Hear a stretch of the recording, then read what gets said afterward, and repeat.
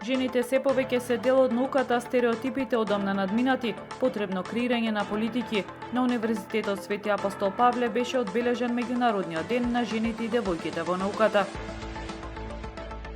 Биохемиската лабораторија при Општата болница Охрид доби нова опрема, со истата како што посочуваат од болницата ќе се подобри квалитетот на услугите. Култното шоу Импровокација вчера вечер по присуство на бројна публика со исполнетост до последно место на малата сцена на Центарот за култура Григор Прличев го прослави 10-тиот роден ден. Ракометарите на Охрид во сабота го играат првиот надпревар од 8 на финалето со Дукла Прага од ЕХФ Европскиот куп. Ке се бориме за уште едно коло во ракомет на Европа, изјави ракометарот на ГРК Охрид Лиапис. Времето утре променливо облачно со повремен дожд, температура во интервал од 4 до 10 степени.